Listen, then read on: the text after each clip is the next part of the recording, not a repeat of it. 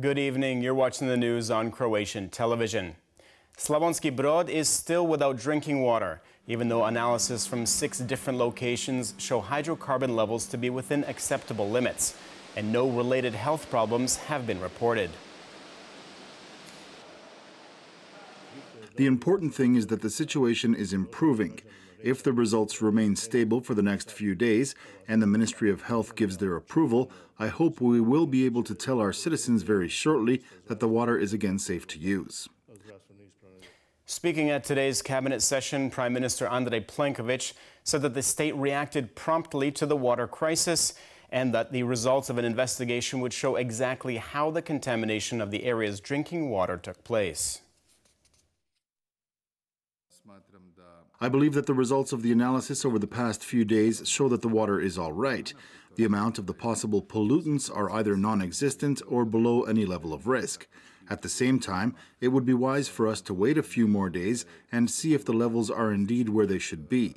I once again appeal to the people of Slavonski Brod for patience.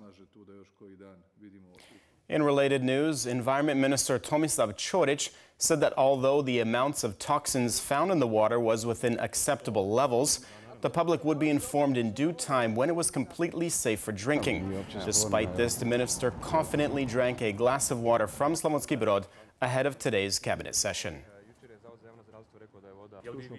The expert committee which formed within the Health Ministry will decide on the moment when citizens will be informed. That is up to the experts, and you can be sure that we absolutely believe in their judgment. The people of Slavonski Brod, on the other hand, said the issue has caused even more distrust with the national government.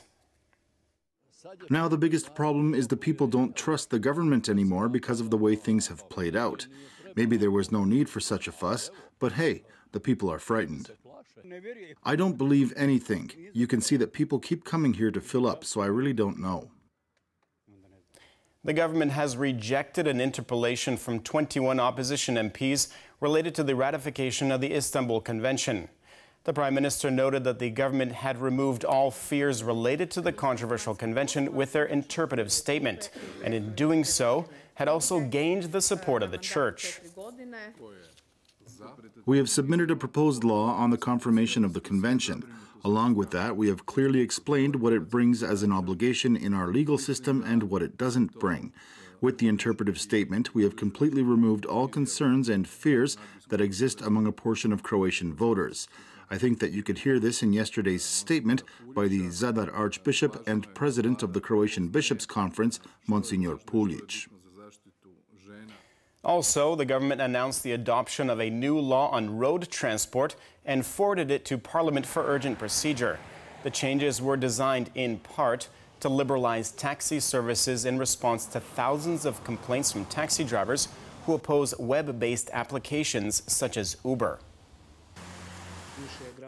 More cities and municipalities will no longer be able to limit the number of taxi licenses. We plan to introduce an application to go along with the taxi meter to allow people to summon rides. The inconsistency among certain cities regarding fees has now been regulated. Also, the whole process of getting licensed is now both shorter and easier, which will lead to more jobs. At the same time, taxi drivers say the changes failed to address their fundamental issues with Uber, which they say is operating illegally. They maintain that the law goes against EU directives and could lead to thousands of taxi drivers losing their jobs.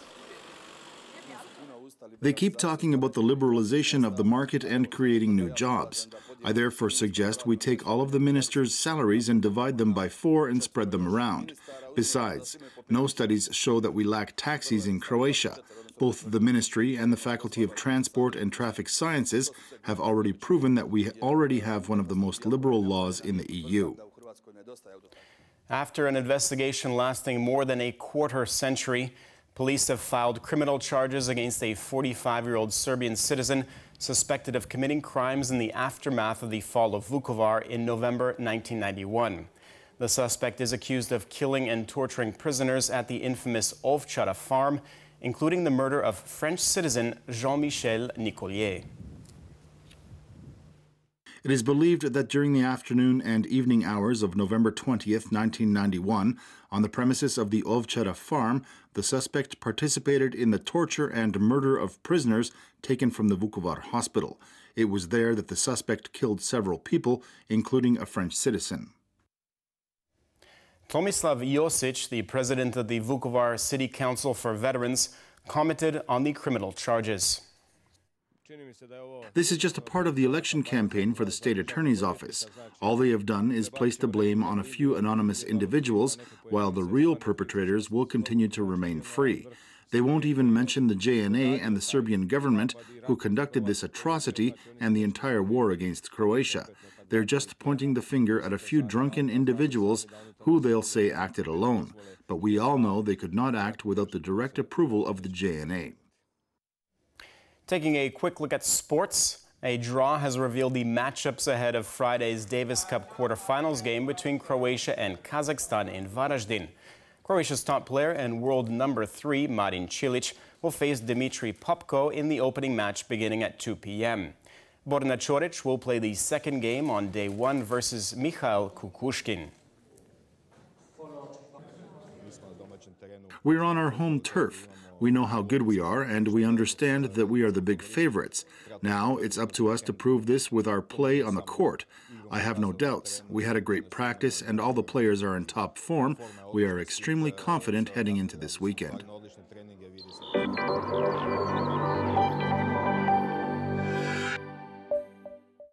Tomorrow's weather forecast calls for partly sunny skies and mainly sunny in higher elevations and across most of the Adriatic. Increased cloud cover will move in overnight in the far east and far south, increasing the possibility of light rain. Winds moderate and coming out of the north and northeast. The Adriatic coast will get a moderate to strong northerly and northeasterly with gale force gusts near the Velebit Channel. Morning lows of 5 to 10 degrees inland and from 8 to 12 on the coast will give way to highs of 13 to 19 degrees Celsius around the country. Continental regions over the weekend will get mostly sunny skies with passing clouds and slightly warmer temperatures during the day. Saturday morning looks to be noticeably cooler with the possibility of frost in mountainous regions. Monday could see passing rain. The Adriatic coast will be mostly sunny over the weekend.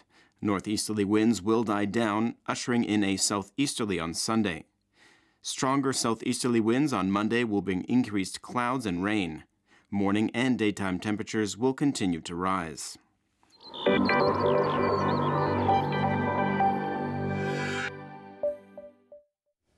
And that brings us to the end of our program. Thanks for watching. We'll see you again tomorrow night.